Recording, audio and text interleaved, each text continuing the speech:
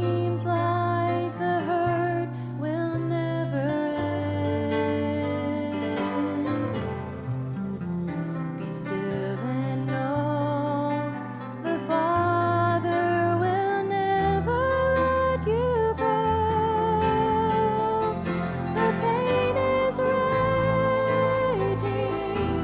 and you don't have to run and hide. The Lord is faithful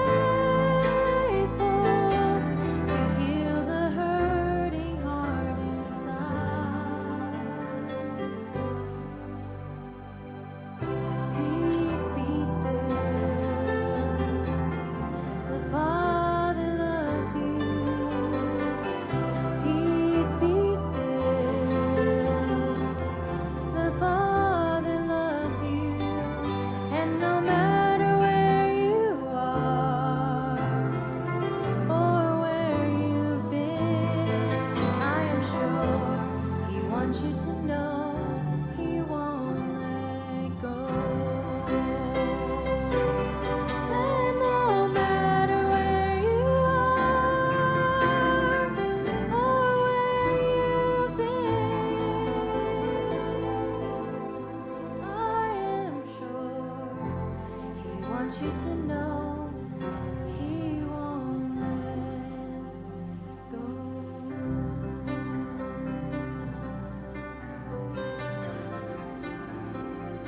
He won't let go.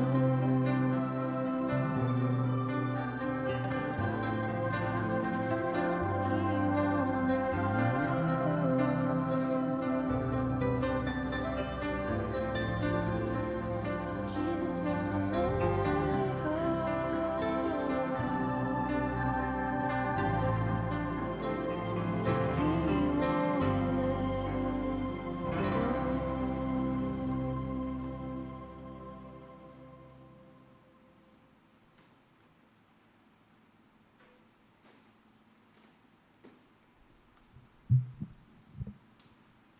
Hi, my name is Shannon, and it was ordained by God for you to be my sister. So I'm going to talk to you today. I'm going to be reading from Galatians 5, verses 22 and 23 about Christian character. And this so speaks to who Jack was. But the fruit of the Spirit is love, joy, peace, long-suffering, gentleness, goodness, faith, meekness, self-control. Against such there is no law. That describes who Jack was. Jack was not only my friend, he was a mentor to me at a time when I needed someone. And he carried me through when I was losing someone in my life. Jack also liked to give me a hard time, along with Barbara, because we might have a little habit of going junkin' every once in a while. And Jack always would say, "The coffee's ready, back up your vehicle and get all this crappity doodah out of here." So I know he's going to be watching us, Barbara. I know. He's going to be watching us bring more of it home, and we will. But I want you to know that this scripture that I read speaks so much to who Jack was, not just to me, but to, I'm sure, everyone in this room. I love you.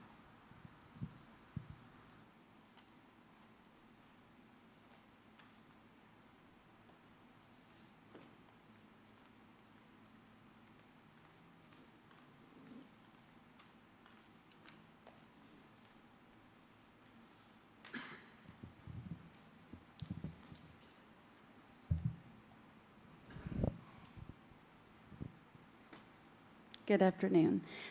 We had the honor of being pastored by Jack for a short while, and so in his honor today, we're going to read from Ephesians chapter 4, verses 1 through 6.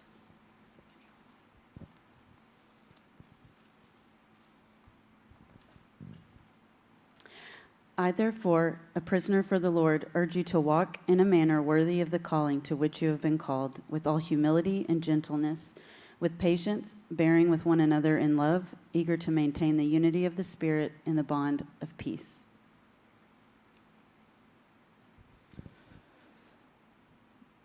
There is one body and one Spirit, just as you were called to the one hope that belongs to your call. One Lord, one faith, one baptism, one God and Father of all, who is over all and through all and in all. I had the privilege of having Jack as a mentor for a short time, and I just want to echo what Shannon said, that he was somebody to imitate.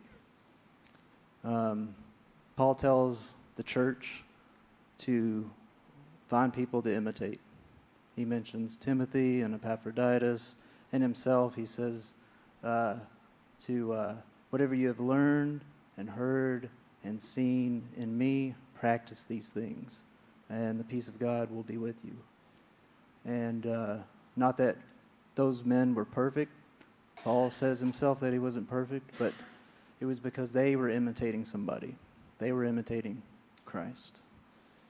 And I pray that we all have somebody like Jack to imitate. Barbara said that he never complained, and you could see that, like in all his ailments and his slow loss of vision, he was always content. He rejoiced in everything. The only time that I didn't see him rejoice was about a cup of coffee, the cost of it, and a sausage and biscuit at Brahms. But in everything else, he rejoiced, and he focused on God's character, His goodness, His faithfulness, His love, and that's what I want to remember about Jack.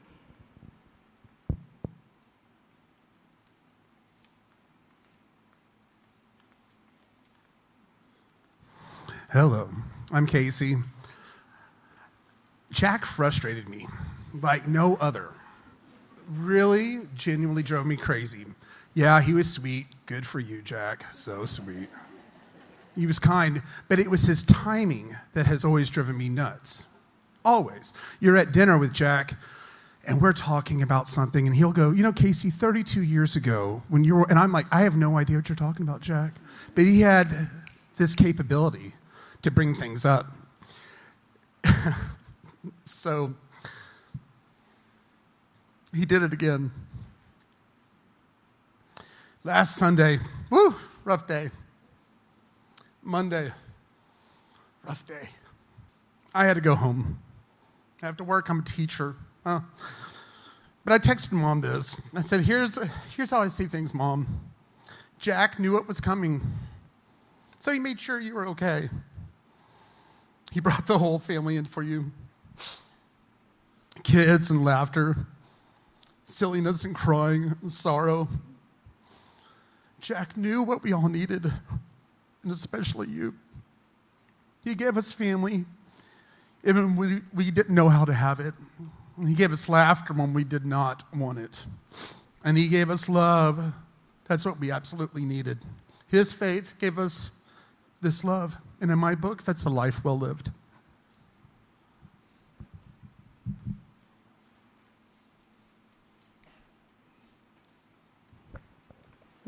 Is this on? Yes. I'm Jack's granddaughter.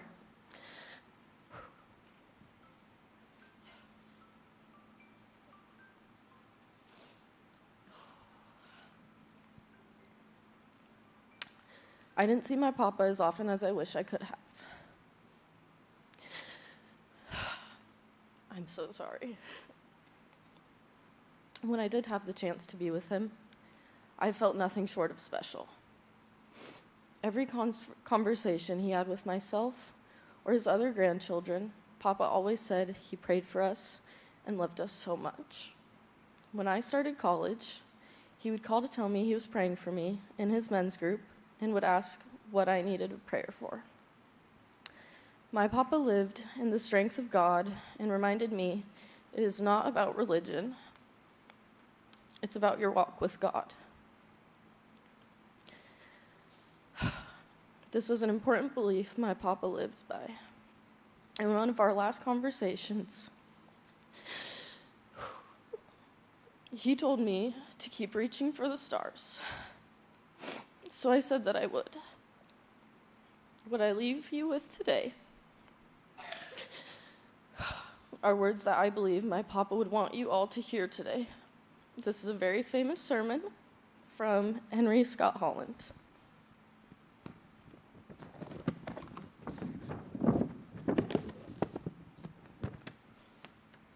Death is nothing at all. I have only slipped away to the next room. I am I, and you are you. Whatever we were to each other, that we still are. Call me by my old familiar name. Speak to me in the easy way, which you always used. Put no differences into your tone. Wear no forced air of solemnity or sorrow. Laugh as we always laughed, at the little jokes we enjoyed together. Play, smile, think of me. Pray for me. Let my name be ever the household word that it always was. Let it be spoken without effect, without the trace of a shadow on it. Life means all that it ever meant. It is the same that it ever was. There is absolute, unbroken continuity. Why should I be out of mind because I am out of sight? I am but waiting for you, for an interval, somewhere, very near, just around the corner.